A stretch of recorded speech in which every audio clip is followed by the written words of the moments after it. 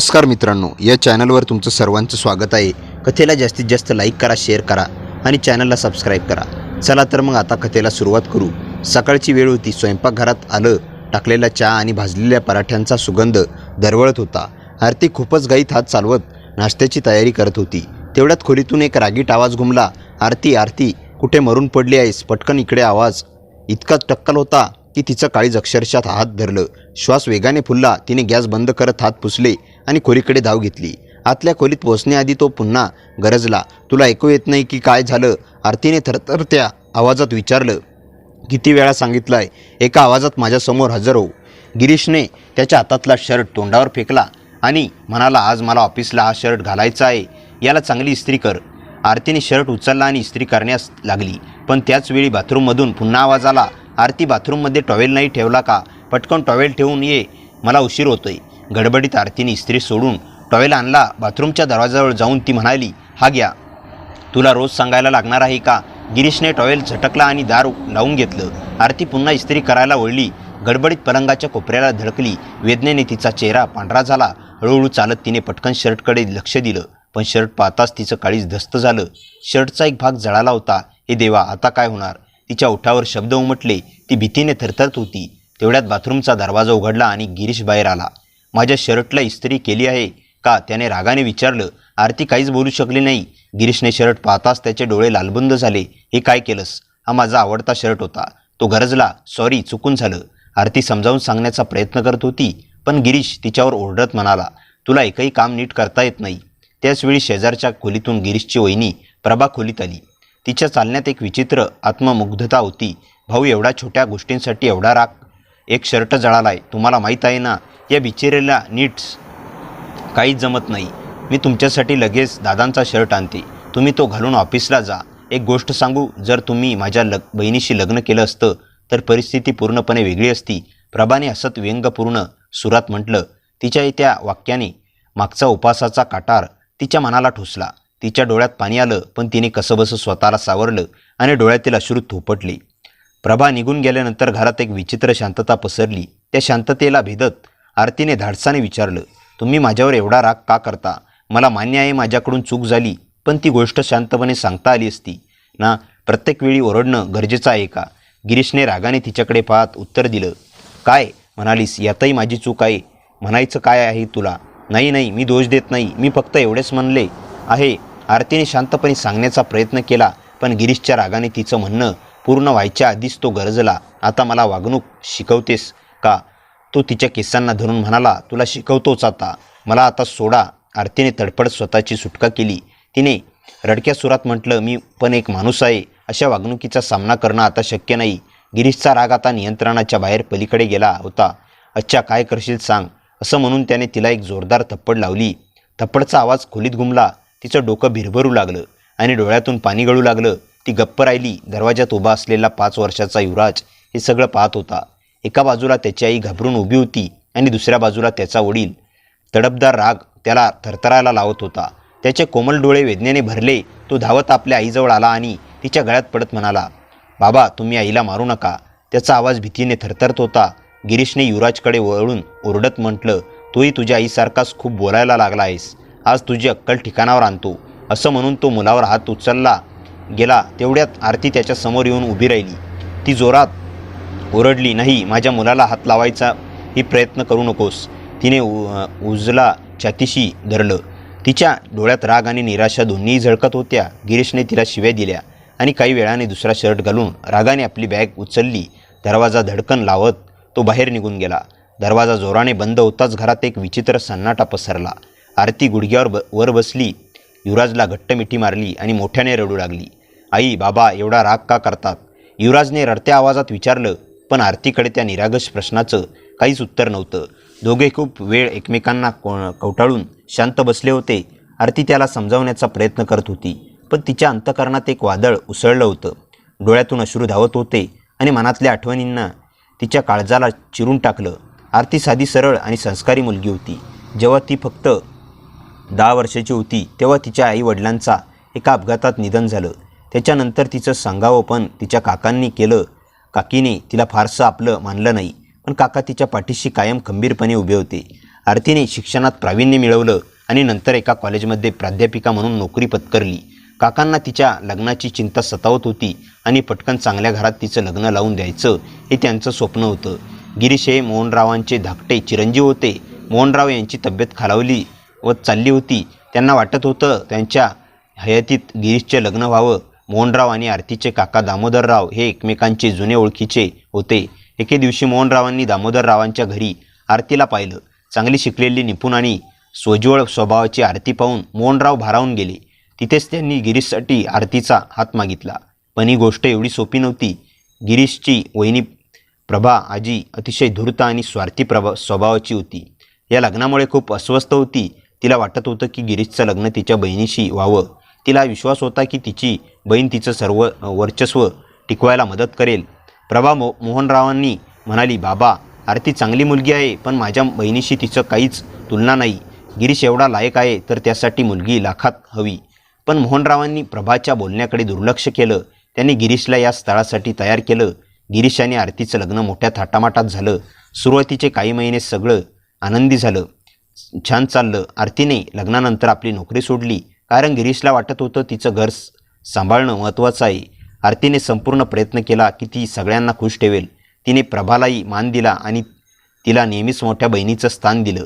पण प्रभाला आरतीचा स्वभाव दिखावा वाटत होता. आरतीचं घरातलं प्रेम आणि सन्मान प्रभाला खूपच होतं. त्यामुळे ती आरतीला सतत कमीपणा दाखवण्याचा प्रयत्न करत होती. एके दिवशी आरती माहेरी गेली असताना प्रभाला संधी मिळाली. ती गिरीशच्या जवळ जाऊन म्हणाली, भाऊजी, तुम्ही तर खूप शिकलेले, स्मार्ट आणि मॉडर्न आहात, आणि आरती ती तुमच्या बरोबरीची नाहीच. तुम्ही एवढे हँडसम आणि स्टायलिश आणि ती एकदम साधी दिसायलाही खास नाही. प्रभाने टोमणा मारत म्हटलं. गिरीश त्या क्षणी काहीच बोलला नाही, पण त्या शब्दांनी त्याच्या मनावर परिणाम होऊ लागला. त्याचा आरतीकडे पाहण्याचा दृष्टिकोन बदलू लागला. हळूहळू गिरीश वागणं आरतीसाठी कठोर आणि तिरस्कारयुक्त झालं. छोट्या छोट्या गोष्टीवरून तिला ओरडणं, टोमणं मारणं आणि अगदी हात उचलणं ही आता नित्याची झाली होती. आरतीला गिरीशच्या या बदललेल्या वागण्याचं कारण कळत नव्हतं. तिने अनेक वेळा त्याच्याशी बोलायचा प्रयत्न केला, पण गिरीशचं उत्तर नेहमी कटू आणि आक्रमक असे. एकदा आरतीने हिंमत करून सासूबाईशी चर्चा केली आणि गिरीशचं वागणं दिवसेंदिवस अधिक कठोर होतंय, त्याचं बोलणं वागणं सगळं बदललं. ती अश्रूंना आवरून न शकता म्हणाली. यावर सासूबाई म्हणाल्या, सुनबाई, नवरा बायकोच्या नात्यात अशा छोट्या मोठ्या गोष्टी होतच असतात. त्याला जास्त महत्त्व देऊ नकोस. बाहेर कोणासोबत जाऊन रडण्यापेक्षा अशा गोष्टी खोलीच्या आत सोडवायला पाहिजेत. एवढं बोलून त्यांनी थंडपणे हात झटकला. मात्र मोहन बाळांनी आरतीची परिस्थिती गांभीर्य जाणवलं होतं. ते अनेकदा गिरीशला एकांतात नेऊन समजावण्याचा प्रयत्न करत, गिरीश, बायको ही जबाबदारी असते, खेळणं नव्हे. तुझ्या वागण्याचा परिणाम फक्त तिच्यावर नाही तर सगळ्या घरावरच होतोय हे त्याला सांगत, पण गिरीश त्याच्या बोलण्याला एका कानाने ऐकून दुसऱ्या कानाने सोडून देत असे. मोहनराव हृदयविकाराचा रुग्ण होते. ते एक दिवस त्यांच्या छातीत प्रचंड वेदना होऊ लागल्या. घरच्यांनी त्यांना तातडीने रुग्णालयात नेण्याचा प्रयत्न केला, पण काहीच उपयोग झाला नाही. मोहनरावांची प्राणज्योत मालवली. त्यांच्या जाण्यानंतर गिरीशचं वागणं आणखीनच बिघडलं गेलं. त्याला आता कुणाचंही बंधन उरलं नव्हतं. लग्नाच्या 1.5 वर्षानंतर आरतीने एका गुंडस मुलाला जन्म दिला. तिला वाटलं कदाचित मुलाच्या येण्याने गिरीशच्या वागण्यात काहीतरी बदल होईल, पण हे फक्त तिचं स्वप्नच ठरलं. आता गिरीश रोज रात्री दारू पिऊन घरी येत असे. दारूचा उग्रास सगळ्या घरात पसरत असे. आरती दिवसभर घरातल्या कामात गुंतलेली असे आणि रात्री युवराजला जवळ घेऊन जागून काढत असे. पण गिरीशला याचा काळी मात्र फरक पडत नव्हता. तुम्ही एवढ्या उशिरापर्यंत बाहेर राहता आणि मग पिऊन घरी येता, कमीत कमी थोडी तरी काळजी घ्या, एकदा आरतीने धाडस करून म्हटलं. गिरीशने संतापून उत्तर दिलं, काय म्हणालीस? कोणत्या गोष्टीची काळजी करू मी? घर चालवतो, पैसा कमवतो, आणि तू काय करतेस? फक्त स्वयंपाक करतेस आणि मुलाला सांभाळतेस. तुला माझी कदर करायला हवी आणि तू मला शिकवणार की मला काय करायचं हवं? गिरीशने रागाने जवळचा पिला जमिनीवर आपटला आणि आरतीला ढकलून खाली पाडलं. तिचं हृदय चिरत होतं. रात्रभर अश्रूंच्या ओघळात आरती जागीच राहिली. सकाळी गिरीश झोपला होता. आरती स्वयंपाकघरात नाश्ता करत होती तेव्हा प्रभात तिथे आली. ती उपासाने हसत म्हणाली, अगं आरती, काल रात्री काय झालं? शिव्या तर माझ्या खोलीपर्यंत ऐकू येत होत्या. तिच्या चेहऱ्यावरचा उपवास मिश्र हास्य होतं. आरती काही म्हणाली नाही. मान खाली घालून ती गुपचूप स्वतःचं काम करत होती. मी तर आधीच सांगितलं होतं की तू या घराला लायक नाहीस ना. तू तुझ्या नवऱ्याला सांभाळू शकतेस ना घराला. प्रभाताई, प्लीज, मी आधीच खूप वैतागली आहे. आरती हळू आवाजात म्हणाली, वैतागलीस? आणि तू वैतागलीस तर गिरीश आहे. तुझ्या वैतागण्याने त्याचं आयुष्य उद्ध्वस्त केलं. प्रभा तिरस्कार स्वरात बोलली, आणि नाश्त्याची प्लेट घेऊन निघून गेली. आरतीच्या संयमाचा बाण मात्र आता तुटू लागला होता. पण ती मन हलकं करणार ती कोणाकडे, ती विचारात पडली. काही वेळाने डोळ्यात दाटलेलं पाणी पुसत तिने एका बॅगमध्ये स्वतःची आणि मुलाची कपडे पॅक केली. कोणालाही काही न सांगता ती गुपचूप माहेरी निघून गेली. माहेरी पोचल्यावर आरतीला वाटलं कदाचित तिथे तिला आसरा मिळेल, तिच्या दुःखाला समजून घेता येईल.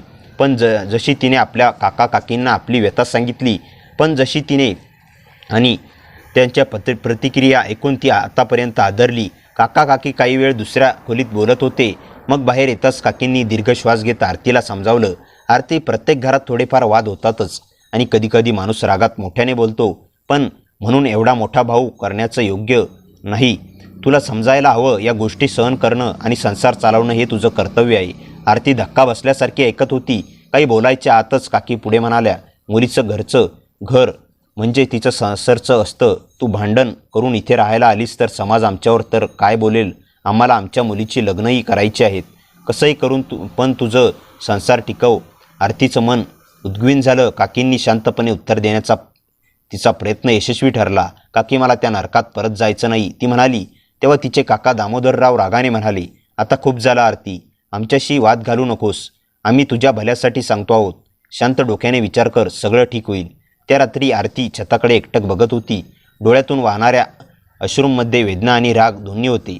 दुसऱ्या दिवशी सकाळी तिने गुपचूप आपली बॅग घेतली आणि सासरी परतली. सासरी पोहोचल्याबरोबर दरवाजा उघडताच प्रभाचा टोकणारा आवाज कानावर आला. आलीस महाराणी. काका काकी 2 दिवसही तुला ठेवू शकले नाही वाटतं. आरती काहीच बोलली नाही. तिला कळालं होतं की प्रभाला उत्तर देण्याचं काहीच फायदा नाही. तिच्यासाठी पुढचे दिवस अजून कठीण झाले. आता गिरीश आणि प्रभा दोघांनाही समजलं होतं की आरतीला तिच्या माहेरांकडून काही आधार मिळत नाही. गिरीशची वागणूक दिवसेंदिवस अधिकच कठोर होत गेली. तो रोज रात्री दारू पिऊन येत होता आणि सगळ्या कुटुंबासमोर तिला सतत अपमानित करत होता. एके दिवशी युवराज आजारी पडला.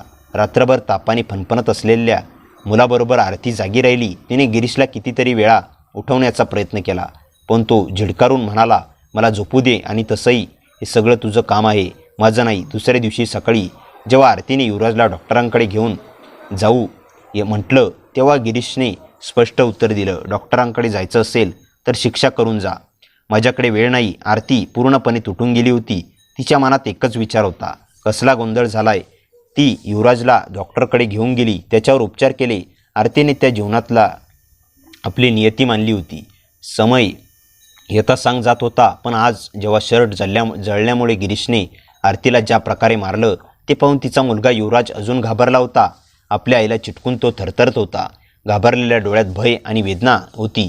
युवराजची अवस्था पाहून आरती विचार करू लागली, स्वतःला आणि माझ्या मुलाला या नरकाच्या युवराजची अवस्था आणि या नरकासारख्या आयुष्यातून कसा सुटकाचा मार्ग मिळवावा. थोड्याच वेळात तिने आपला फोन घेतला आणि कॉलेज फ्रेंडच्या ग्रुपवर पाठवलेले मेसेज वाचू लागली. प्रत्येक वर्षी तिच्या कॉलेजमधल्या मैत्रिणी गेट टुगेदर आयोजित करत होत्या.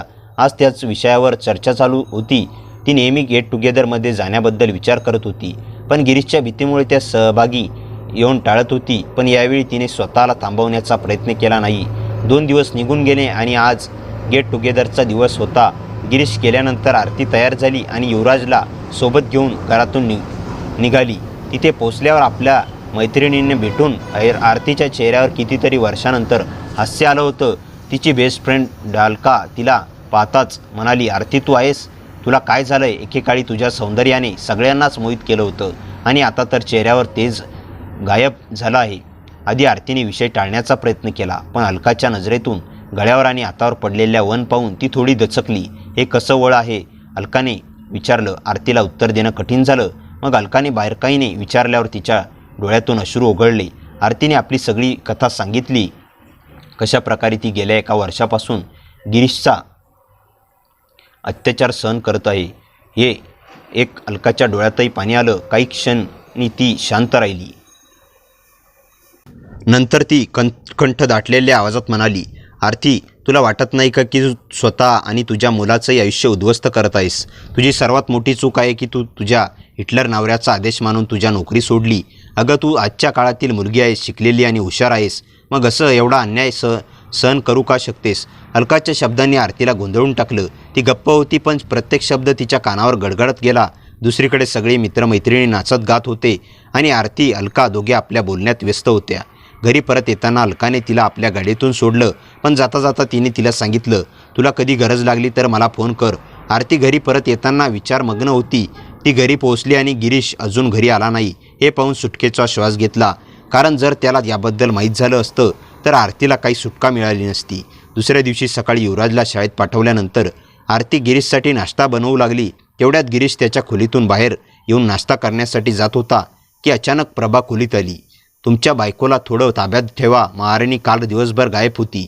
मला काही समजत नाही. शेवटी ती कुठे गेली होती तेही माहीत नाही. कदाचित गावभावानीसारखी फिरत होती. घरातलं सगळं काम मला एकटीला करावं लागलं. एवढी मोकळी चांगली नाही. पण भाऊजी तुम्ही तिच्यावर ओरडू नका. मी तर फक्त सांगत होते तुमच्या पाठीमागे काय होतं आहे. एवढं ऐकून गिरीशचे डोळे आग ओकू लागले. तो मोठ्या पावलांनी चालत आरतीकडे गेला. आरती त्यावेळी चपाळी करत होती. तिचं तोंड दुसऱ्या दिशेला होतं. गिरीशने पाठीमागून येऊन तिचे केस पकडले आणि तिला खेचत स्वयंपाकघरातून बाहेर काढलं. मला न सांगता तू घराबाहेर कशी गेलीस? तुझं धाडस कसं झालं? माझ्या पाठीमागे तू कोणाला भेटायला जातेस? आरती वेदनेने तडफडत म्हणू लागली. मी तर माझ्या मैत्रिणीला. गिरीश ओरडला. मला न सांगता कशी गेलीस? या घरात राहायचं असेल तर इथल्या नियमानुसार राहावं लागेल. नाहीतर गिरीश यापुढे अजूनही काही बोलणार. तोपर्यंत त्याचा मोबाईल वाजला. ऑफिसमधून फोन आला आणि त्याला लक्षात आलं की आज त्याला लवकर जायचं होतं.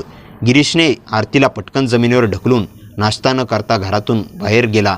आरतीचं शरीर वेदनेने दुखत होतं, पण तिच्या मनात जळलेली आग तिच्या उठवण्यास आणि काही करण्याची हिंमत देत होती.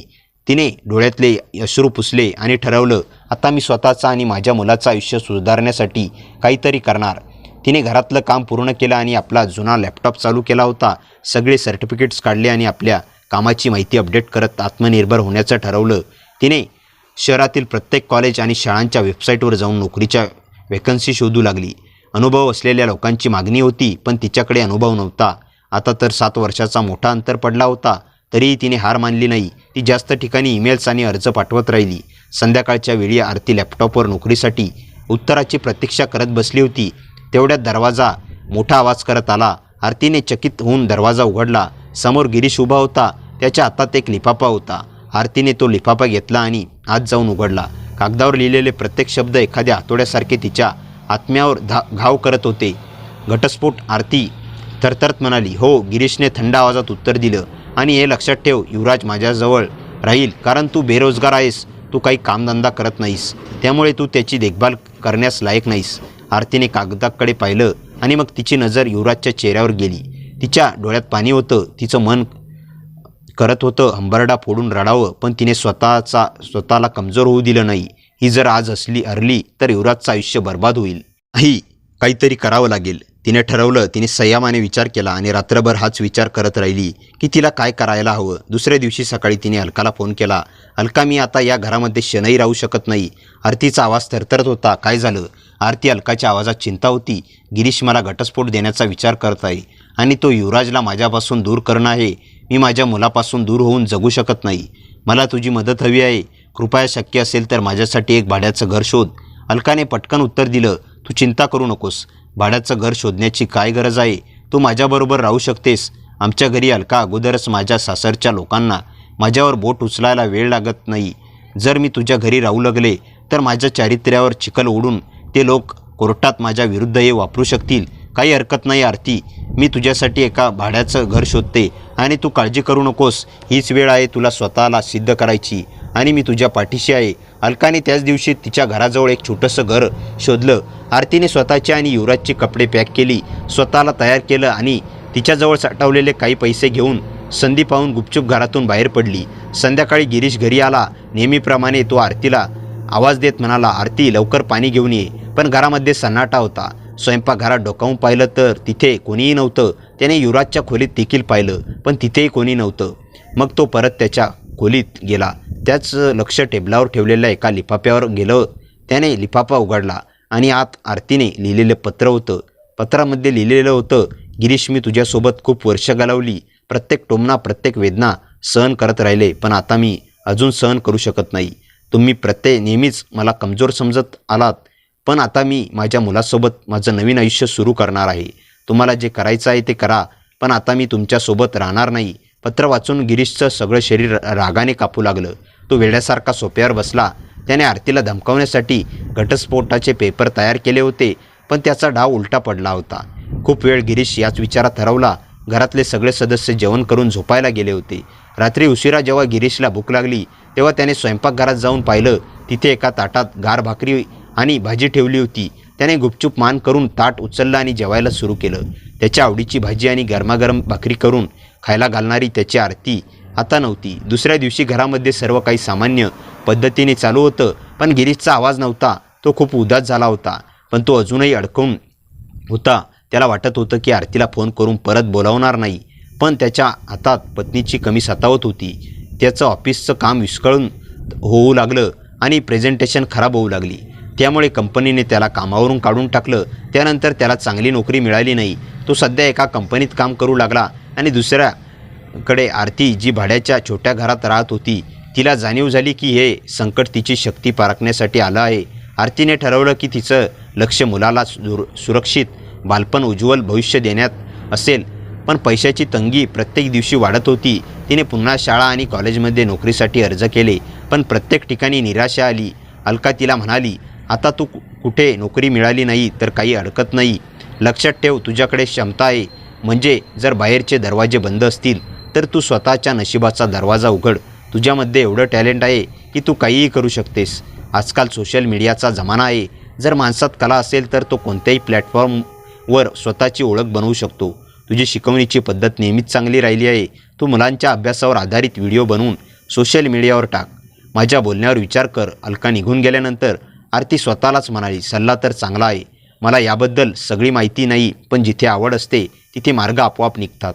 आरतीने तिचा स्मार्टफोन घेतला आणि तासनतास कष्ट करून व्हिडिओ बनवण्याची पद्धत शिकली. 12वीच्या मुलांची परीक्षा जवळच आली होती, त्यामुळे तिचं सर्वात पहिल्यांदा 12वीच्या मुलांना शिकवण्यासाठी विषय शोधले. दुसऱ्या दिवशी अलकाबरोबर व्हिडिओ बनवायला सुरुवात केली. अलकाने कॅमेरा सेट केला आणि आरतीने शिकवायला सुरुवात केली. तिच्या आवाजात आत्मविश्वास होता आणि शिकवण्याची पद्धत इतकी सरळ होती की जटिल विषय मुलांसाठी सोपा झाला. आरती पहिला व्हिडिओ अपलोड करताना संकोचत होती. तिला वाटलं होतं की कोण त्या व्हिडिओला बघेल.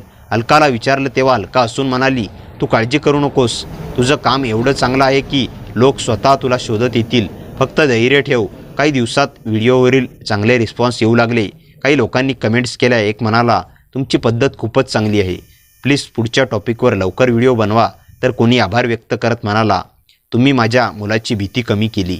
अशा कमेंट्सने तिचा कमेंट्स बॉक्स भरला. आरतीच्या डोळ्यामध्ये चमक परत आली. तिने अजून व्हिडिओ बनवायला सुरुवात केली. तिने विषय सोप्या आणि स्पष्ट पद्धतीने समजावायला सुरुवात केली. दिवसरात्र न पाहता तिने आपले कष्ट चालू ठेवलं. एका महिन्याच्या आतच हजारो लोक जोडले गेले. काही वेळात सोशल मीडियावर होणारी तिची कमाई आरतीला आर्थिकदृष्ट्या मजबूत बनवलं. तिने यशस्वीपणे युवराजला एका चांगल्या शाळेत ॲडमिशन घेतलं आणि स्वतःला नवीन कोर्सद्वारे अधिक ज्ञान प्राप्त करायची प्रतिक्रिया सुरू केली. दुसरीकडे आरती घरातून निघून गेल्यानंतर घरातील वातावरण पूर्णपणे बदलून गेलं. प्रभा स्वयंपाकघरात भांडी आपटत बडबडत होती. गिरीश येऊन म्हणाला, वहिनी अजून नाश्ता बनवला नाही का? तेव्हा प्रभाने रागाने म्हणाली, नाश्ता हो का नाही? आता मी तर या घरातील सर्वांची नोकरीण झाली आहेस. हद झाली. मी किती काम करू? जेव्हा आरती होती तेव्हा सगळं व्यवस्थित चाललं होतं. गिरीश म्हणाला. त्याचवेळी सासूबाईंनी त्याच्या खोलीतून आवाज दिला, प्रभा औषध आणि चहा आणून दिला नाहीस? प्रभा चिरडून म्हणाली, माझ्याकडे काम होत नाही. तुम्ही तुमच्या मुलांना सांगा मी कामवाली बाई नाही. आईने रागाने गिरीशला आवाज दिला, बघत काय आहेस? काही करत का नाहीस? आरतीला परत घेऊन ये. याआधी हे घर मी पूर्णपणे उद्ध्वस्त होईल. गिरीश भडकला आणि म्हणाला, मी तिला बोलून आणणार नाही. ती स्वतः गेली आहे, मग ती स्वतःच परत येईल.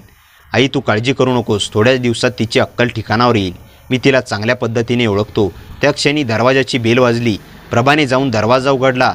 आई त्या क्षणी दरवाजाची बेल वाजली आणि दरवाजा उघडला आणि काही क्षणात मोठ्या आवाजात म्हणाली, गिरीश बाहेर या, बघा तुमच्यासाठी काय आलं आहे. गिरीश धावतच बाहेर आला. त्याच्या डोळ्यासमोर तणाव स्पष्ट दिसत होता. प्रभाने त्याच्या हातात एक कागद ठेवून म्हणाली, घटस्फोटाचे पेपर आहेत. सही करून तुमच्या बायकोने पाठवले आहेत. आता भोगा तुमच्या कर्माची फळं. प्रभा जोरात म्हणाली. कागद पाहताच गिरीशच्या पायाखालची जमीन सरकली. त्याला विश्वास बसत नव्हता की आरतीने एवढं मोठं पाऊल उचललं आहे. मामला कोर्टात गेला, पहिली सुनावणी झाली आणि आरतीने सांगितलं की कसं तिला मानसिक आणि शारीरिक त्रास सहन करावा लागला. गिरीशचा वकील आरतीवर शब्दांचा प्रहार करत म्हणाला, मॅडम तुमच्या लग्नाला 7 वर्ष झाली आणि तुम्ही कोणतीही तक्रार केली नाही. अचानक तुम्हाला त्रास कसा होऊ लागला? आरतीने आत्मविश्वासाने उत्तर दिलं, मी माझ्या संसारा वाचवण्यासाठी सगळं सहन केलं, पण आता माझी सहनशक्ती संपली आहे, म्हणून नाईलाजाने मला हा निर्णय घ्यावा लागला. आरतीच्या त्या उत्तरानंतर संपूर्ण न्यायालय काही क्षण शांत झालं. तिच्या डोळ्यात अश्रू नव्हते, पण वर्षानुवर्षे साचलेलं दुःख आणि नव्याने मिळालेला आत्मविश्वास स्पष्ट दिसत होता. न्यायाधीशांना पुढील सुनावणीची तारीख दिली आणि दोन्ही पक्षांना आवश्यक पुरावे सादर करण्यास सांगितले. गिरीश बाहेर पडला, पण त्याच्या मनात पहिल्यांदाच भीती घर करू लागली होती. त्याला जाणवत होतं की आरती आता ती जुनी घाबरणारी स्त्री राहिली नव्हती. दुसरीकडे आरती न्यायालयातून बाहेर आली तेव्हा अलका तिची वाट पाहत उभी होती. अलकाने तिचा हात हातात घेतला आणि म्हणाली, आज तू फक्त केस जिंकली नाहीस, तर तू स्वतःवरचा विश्वासही परत जिंकला आहेस. आरती अलकाचं असली, पण तिच्या मनात अजूनही अनेक प्रश्न होते. त्या रात्री ती युवराजला झोपवून तिच्या ऑनलाईन क्लाससाठी नवीन व्हिडिओ तयार करत होती. अचानक तिच्या ईमेलवर एक संदेश आला. पाठवणाऱ्याचं नाव नव्हतं, फक्त एक ओळ लिहिलेली होती, तुमचा आवाज हजारो मुलांचं भविष्य बदलत आहे, पण तुम्हाला अजून तुमच्या आयुष्याचं खरं सत्य माहिती नाही. आरतीच्या अंगावर काटा आला. तिने मेल उघडला, पण आत फक्त एक जुना फोटो होता. त्या फोटोमध्ये तिचे दिवंगत वडील एका अनोळखी माणसासोबत उभे होते. त्या माणसाचा चेहरा पाहून आरती थिजली. तो चेहरा तिला कुठेतरी पाहिल्यासारखा वाटत होता. दुसऱ्या दिवशी सकाळी ती फोटो अलकाला दाखवत होते. अलका फोटो पाहताच काही क्षण गप्प राहिली. हा चेहरा मला वाटत मी यांना ओळखते. आरतीने आश्चर्याने विचारलं, कोण आहेत हे? अलका शांतपणे म्हणाली, जर माझा अंदाज बरोबर असेल तर हे देशमुख सर आहेत, एक प्रसिद्ध शिक्षण तज्ज्ञ, पण ते अनेक वर्षापासून कोणालाही भेटत नाही. आरतीने लगेच त्या नावाचा शोध घेतला. इंटरनेटवर त्यांच्याबद्दल खूप माहिती होती. हजारो विद्यार्थ्यांचं आयुष्य घडवणारे, अनेक शैक्षणिक संस्थांचे संस्थापक, पण काही वर्षापूर्वी अचानक सार्वजनिक जीवनातून गायब झालेले व्यक्तिमत्व. त्याच संध्याकाळी पुन्हा एक मेल आला. यावेळी फक्त एक पत्ता आणि वेळ लिहिलेली होती. उद्या संध्याकाळी 6 वाजता सत्य जाणून घ्यायचं असेल तर या. अलका म्हणाली, एकटी जाऊ नकोस, मी तुझ्यासोबत येते. दुसऱ्या दिवशी दोघी त्या जुन्या बंगल्यासमोर पोहोचल्या. बंगला शांत होता. दरवाजा उघडला आणि पांढऱ्या केसांचा एक वृद्ध त्यांच्यासमोर आला. त्याने आरतीकडे बराच वेळ पाहिलं आणि त्यांच्या डोळ्यात पाणी आलं. तो हळू आवाजात म्हणाला, तुझ्या वडिलांसारखेच डोळे आहेत तुझे. आरती गोंधळली, तुम्ही कोण? वृद्धाने स्वतःची ओळख करून दिली, मी प्राध्यापक शरद देशमुख, तुझ्या वडिलांचा सर्वात जवळचा मित्र. त्याने कपाटातून एक जुनी डायरी आणि काही कागदपत्र बाहेर काढली. तुझ्या वडिलांनी त्यांच्या मृत्यूपूर्वी ही डायरी माझ्याकडे ठेवली होती. त्यांनी सांगितलं होते की योग्य वेळ आल्यावरच ती तुला द्यावी. आरती थरथरत्या हातांनी डायरी उघडली. पहिल्याच पानावर तिच्या वडिलांचं हस्ताक्षर होतं. माझ्या प्रिय आरती, जर तू ही डायरी वाचत असशील तर याचा अर्थ तू स्वतःच्या पायावर उभी राहिली आहेस. आरतीचे डोळे पाणावले. डायरीत तिच्या वडिलांनी तिच्यासाठी अनेक स्वप्न लिहिली होती. त्यांनी लिहिलं होतं की त्यांची इच्छा होती आरती एक दिवस लाखो मुलांना शिक्षण देणारी शिक्षिका बनावी. पण शेवटच्या पानावर एक मोठं रहस्य लिहिलेलं होतं, माझ्या मृत्यूनंतर माझ्या नावावरची एक ट्रस्ट आणि काही मालमत्ता मी तुझ्यासाठी ठेवली आहे. पण माझ्या काही नातेवाईकांनी ते सर्व संपवलं. आरती आदरली. म्हणजे तिच्यापासून इतकं मोठं सत्य लपवण्यात आलं होतं. प्राध्यापक देशमुख म्हणाले, मी इतकी वर्षे तुझी वाट पाहत होतो. तुझ्यात ताकद आली की हेच सत्य सांगायचं होतं. तेवढ्यात बाहेर मुसळधार पाऊस सुरू झाला. विजेच्या कडकडाटात आरती खिडकीजवळ उभी राहिली. तिच्या डोळ्यातून अश्रू वाहत होते. तिच्या आयुष्यात पहिल्यांदाच तिला असं वाटलं की हिचे वडील आजही कुठेतरी तिच्यासोबत आहेत. त्याच क्षणी देशमुख सरांचा मुलगा आदित्य आत आला. उंच, साधा, शांत आणि डोळ्यात विलक्षण आपुलकी. त्याने आरतीकडे पाहून फक्त एवढंच म्हटलं, तुमचे व्हिडिओ मी अनेक महिन्यांपासून पाहतोय. तुम्ही फक्त मुलांना शिकवत नाही, तुम्ही लोकांना पुन्हा उभं राहायला शिकवता. आरतीने त्याच्याकडे पाहिलं. त्यांच्या नजरा काही क्षण एकमेकांत हरवल्या. कोणताही दिखाऊपणा नव्हता, फक्त परस्परांविषयी आदर आणि एक अनामिक ओढ होती. आदित्यने तिच्यासमोर गरम चहाचा कप ठेवला आणि हसत म्हणाला, काही माणसं आयुष्यात उशिरा भेटतात, पण योग्य वेळी भेटतात. आरतीच्या ओठावर नकळत स्मित उमटलं. अनेक वर्षांनी कोणत्या शब्दात तिला स्वार्थ नव्हे तर मनापासूनची काळजी जाणवली. पण त्याचवेळी बंगल्याच्या बाहेर काळ्या गाडीमध्ये बसलेली एक अनोळखी व्यक्ती दुर्बिणीतून सगळं पाहत होती. त्याने फोनवर कोणाला तरी सांगितलं, आरतीला सत्य समजायला सुरुवात झाली आहे. आता पुढचा डाव खेळण्याची वेळ आली आहे. फोन कट झाला आणि त्या अनोळखी व्यक्तीच्या हातात असलेल्या जुन्या फोटोमध्ये आरती, तिचे वडील आणि गिरीशचे वडील एकत्र उभे असल्याचे दिसत होते. हे पाहून स्पष्ट झालं की आरतीच्या आयुष्यातील सर्व दुःखामागे अजूनही उलगडायचं एक मोठं रहस्य दडलं आहे. गाडी अंधारात निघून गेली, पण त्या अनोळखी व्यक्तीने केलेला फोन एका नव्या वादळाची चाहूल देऊन गेला होता. दुसऱ्या दिवशी सकाळी आरती पुन्हा देशमुख सरांच्या बंगल्यावर पोहोचली. रात्रभर तिच्या डोळ्यांना झोप लागली नव्हती. डायरीतील प्रत्येक शब्द तिच्या मनात पुन्हा पुन्हा घुमत होता. देशमुख सरांनी तिच्यासमोर एक लोखंडी पेटी ठेवली. ही पेटी तुझ्या वडिलांनी माझ्याकडे ठेवली होती. आज ती उघडण्याचा अधिकार फक्त तुझा आहे. आरतीने थरथरत्या हातांनी पेटी उघडली. आत काही कागदपत्र, एक सोन्याचं जुनं लॉकेट आणि एक पेनड्राईव्ह होती. लॉकेट उघडताच तिच्या डोळ्यात अश्रू दाटले. एका बाजूला तिच्या आईवडिलांचा फोटो होता, तर दुसऱ्या बाजूला लहानपणीची तिची छायाचित्रे होती. देशमुख सरांनी पेनड्राईव्ह लॅपटॉपमधून लावली. स्क्रीनवर आरतीचे वडील दिसू लागले. व्हिडिओ अनेक वर्षापूर्वीचा होता. आरती, जर तू हा व्हिडिओ पाहत असशील तर याचा अर्थ मी या जगात नसेन. माझ्या मृत्यूमागे जे कारण सगळ्यांना सांगितलं गेलंस ते पूर्ण सत्य नाही. माझ्याकडे काही पुरावे आहेत. त्या पुराव्यामुळे काही प्रभावशाली लोकांचं खरं रूप जगासमोर आलं असतं. त्यामुळे माझा आवाज कायमचा बंद करण्यात आला. जर तुला सत्य जाणून घ्यायचं असेल तर कोणावरही लगेच विश्वास ठेवू नकोस. आणि एक गोष्ट लक्षात ठेव, गिरीशच्या कुटुंबाचा या सगळ्याशी काही ना काही संबंध आहे. व्हिडिओ संपताच खोलीत शांतता पसरली. आरतीच्या पायाखालची जमीन सरकली. म्हणजे माझं लग्न हे फक्त योगायोग नव्हतं. ती कुजबुजली. देशमुख सरांनी गंभीरपणे मान हलवली. मलाही तसंच वाटतं. तेवढ्यात आदित्य आत आला. त्याच्या हातात काही जुनी वर्तमानपत्र होती. बाबा, मला त्या अपघाताची जुनी बातमी मिळाली आहे. त्याने वर्तमानपत्र आरतीसमोर ठेवलं. त्यात लिहिलं होतं की आरतीच्या वडिलांचा मृत्यू कार अपघातात झाला होता. पण फोटो पाहताच आदित्य म्हणाला, हे बघा, ब्रेक फेल झाल्याचं सांगितलं होतं, पण गाडीच्या चाकांचे कोणतेही ब्रेक मार्क रस्त्यावर दिसत नाहीत. हा साधा अपघात वाटत नाही. आरतीच्या मनात संशय आणखी गडद झाला. त्या दिवसापासून आदित्य तिची प्रत्येक पावलावर मदत करू लागला. तो कधी तिच्या ऑनलाईन क्लाससाठी नवीन स्टुडिओ तयार करून द्यायचा, तर कधी युवराजसोबत खेळून त्याला हसवायचा. युवराजलाही आदित्यची सवय लागली होती. एके दिवशी युवराजने निरागसपणे विचारलं, आई, आदित्य अंकल रोज आपल्याकडे का येतात? आरती हसत म्हणाली, कारण ते आपले चांगले मित्र आहेत. युवराज खट्याळपणे म्हणाला, मला वाटतं ते माझे बाबा व्हायला आवडतील. हे ऐकताच आरती आणि आदित्य दोघेही काही क्षण गप्प झाले. आरतीने युवराजला जवळ घेतलं, पण तिच्या गालावर नकळत लाजेची एक हलकी छटा उमटली. आदित्यनेही नजर खाली केली. त्याच्या मनात आरतीबद्दलचा आदर आता हळूहळू एका नाजूक प्रेमात बदलला होता, पण त्याने स्वतःला कधीच तिच्यावर लादलं नाही. त्याला माहिती होतं की आरतीच्या जखमा अजूनही भरलेल्या नव्हत्या. त्या संध्याकाळी मुसळधार पाऊस पडत होता. आरती गच्चीवर उभी राहून पावसाकडे पाहत होती. आदित्यच्या शेजारी येऊन शांतपणे उभा राहिला. दोघांमध्ये काही क्षण एकही शब्द झाला नाही.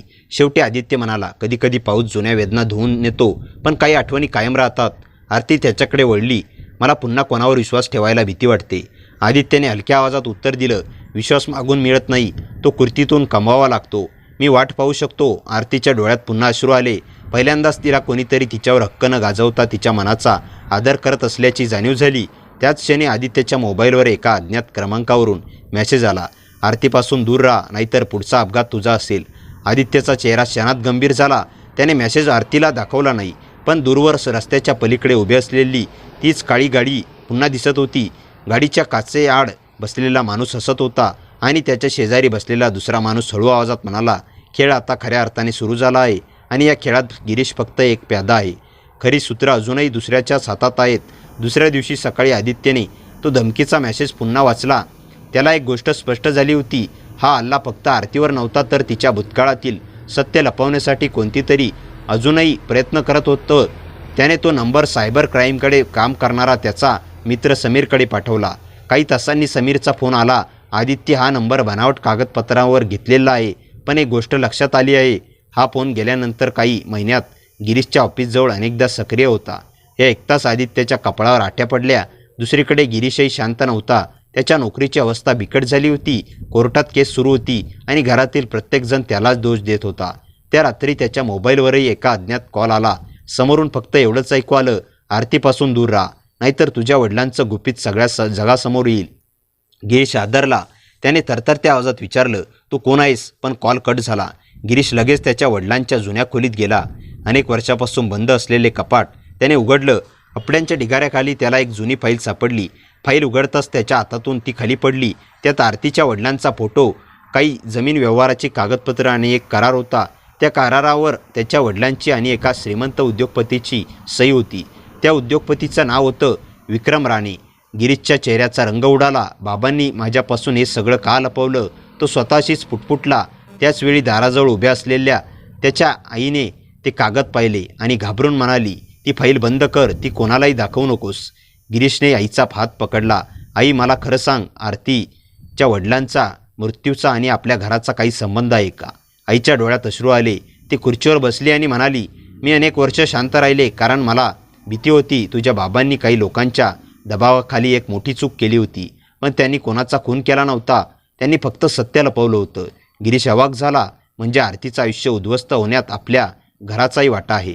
आईने मान खाली घातली. त्या क्षणी गिरीशला पहिल्यांदा स्वतःचा तिरस्कार वाटला. दुसरीकडे आरतीचा ऑनलाईन क्लास आता लाखो विद्यार्थ्यांपर्यंत पोहोचला होता. एका नामांकित विद्यापीठाने तिला प्रमुख वक्ता म्हणून आमंत्रित केलं. ती स्टेजवर विद्यार्थ्यांना मार्गदर्शन करत होती. सभागृह टाळ्यांच्या आवाजात दुमदुमून गेलं. कार्यक्रम संपल्यावर अनेक विद्यार्थी तिच्यासोबत फोटो काढण्यासाठी रांगेत उभे राहिले. त्याच गर्दीत एक वृद्ध महिला शांतपणे तिच्याकडे आली. तिने आरतीच्या हातात एक लिफाफा ठेवला आणि कुजबुजली, तुझ्या वडिलांनी मला एक वचन द्यायला लावलं होतं, पण आता वेळ आली आहे. आरतीने मागे वळून पाहिलं, पण ती महिला गर्दीत गायब झाली होती. लिफाफा उघडताच तिच्या हातात एक जुनी चावी आणि एका बंगल्याचा पत्ता होता. खाली फक्त एक वाक्य लिहिलं होतं, जिथे सत्य बंदिस्त आहे. त्या रात्री आरती, आदित्य आणि देशमुख सर त्या पत्त्यावर पोचले. तो बंगला अनेक वर्षापासून बंद होता. आत धूळ, कोयत्याची जाळी आणि शांतता होती. चावीने एक जुनं दार उघडलं. तळघरात उतरल्यावर त्यांनी लोखंडी कपाट दिसलं. कपाट उघडताच आत एक व्हिडिओ कॅमेरा, काही सीडी आणि एक डायरी होती. आदित्यने सीडी लॅपटॉपमध्ये चालू केली. स्क्रीनवर विक्रम राणे आणि गिरीशचे वडील कोणाशी तरी वाद घालताना दिसत होते. अचानक व्हिडिओमध्ये आरतीचे वडील आत आले. ते म्हणत होते, ही जमीन गरीब विद्यार्थ्यांसाठी ट्रस्टला जाणार आहे. मी ती कोणालाही विकणार नाही. पुढच्या क्षणी कॅमेरा हल्ला. जोरात आरडाओरडा झाला आणि व्हिडिओ अचानक बंद झाला. खोलीत भीतीदायक शांतता पसरली. तेवढ्यात वरच्या मजल्यावर कुणाच्या तरी चालण्याचा आवाज आला. आदित्यने टॉर्च वर फिरवली. जिन्याच्या टोकाला काळ्या कपड्यात एक माणूस उभा होता. त्याच्या चेहऱ्यावर मुखवटा होता. तो हळूहळू टाळ्या वाजवत म्हणाला, खूप छान, इतक्या वर्षांनी तुम्ही इथपर्यंत पोहोचलात. पण खरी सीडी अजूनही माझ्याकडे आहे आणि त्या सीडीमध्ये एक असं नाव आहे जे ऐकल्यावर तुमच्या पायाखालची जमीन सरकेल. आरती धैर्याने पुढे आली. तू कोण आहेस? तो माणूस हसला. मी त्या माणसाचा मुलगा आहे ज्याने तुझ्या वडिलांचा विश्वासघात केला आणि तुझं आयुष्य उद्ध्वस्त करण्याची शपथ घेतली. एवढं बोलून त्याने खिशातून एक छोटंसं रिमोट काढलं. आदित्य ओरडला, आरती मागे हो. पुढच्या क्षणी तळघरात प्रचंड स्फोट झाला. धुराचे लोट पसरले. छत कोसळू लागलं आणि त्या धुरातून कोणीतरी आरतीचा हात पकडून तिला अंधारात ओढून नेलं. धूर निवळल्यानंतर आदित्यला फक्त आरतीचा तुटलेला बांगडीचा तुकडा जमिनीवर पडलेला दिसला आणि आरती कुठेही मागमूस नव्हता. स्फोटानंतर तळघर धुराने भरून गेलं होतं. आदित्य, देशमुख सर आणि पोलिसांनी संपूर्ण परिसर शोधायला सुरुवात केली, पण आरतीचा काहीच मागमूस लागला नाही. आदित्यच्या हातात तिच्या बांगडीचा तुटलेला तुकडा होता. तो स्वतःशीच म्हणाला, मी तुला काही होऊ देणार नाही आरती. दुसरीकडे आरतीला शुद्ध आली तेव्हा ती एका जुन्या गोदामात खुर्चीला बांधलेली होती. तिच्यासमोर तोच मुखवटा घातलेला माणूस उभा होता. त्याने हळूहळू मुखवटा काढला. तो विक्रम राणेचा मुलगा करण राणे होता. करण थंड हसत म्हणाला, तुझ्या वडिलांनी माझ्या वडिलांचं करोडो रुपयाचं स्वप्न उद्ध्वस्त केलं होतं, म्हणून आम्ही त्यांना कायमचं गप्प केलं, पण त्यांचे पुरावे पूर्णपणे नष्ट झाले नाहीत. आता तूही जिवंत राहिलीस तर आमचं साम्राज्य संपेल. आरतीने त्याच्याकडे निर्भय नजरेने पाहिलं. सत्य कितीही वर्ष दडलं तरी ते एक दिवस बाहेर येतच. करण हसला आणि म्हणाला, आज नाही. तेवढ्यात गोदामाच्या बाहेर पोलिसांच्या गाड्याचे सायरन घुमू लागले. आदित्यने समीरच्या मदतीने आरतीच्या मोबाईलचा शेवटचा लोकेशन सिग्नल शोधला होता. पोलिसांनी गोदामाला चारही बाजूंनी घेरलं. करण पळण्याचा प्रयत्न करू लागला, पण आदित्यने त्याचा पाठलाग केला. दोघांमध्ये झटापट झाली. करणने बंदूक काढली, पण त्याच क्षणी गिरीश पुढं आला. त्याने करणचा हात ढकलला. गोळी हवेत गेली. पोलिसांनी क्षणार्धात करणला पकडलं. काही वेळात विक्रम राणेलाही अटक करण्यात आली. गोदामातून सापडलेल्या मूळ सीडी, कागदपत्र आणि आर्थिक व्यवहाराच्या पुराव्यामुळे अनेक वर्षापूर्वीचा कट उघडकीस आला. न्यायालयात अनेक दिवस सुनावणी चालली. सर्व पुरावे पाहिल्यानंतर न्यायालयाने विक्रम राणे, करण राणे आणि या कटात सहभागी असलेल्या इतर दोषींना कठोर शिक्षा सुनावली. न्यायाधीशांनी स्पष्ट शब्दात सांगितलं, सत्य उशिरा का होईना पण न्यायासमोर नक्की उभं राहतं.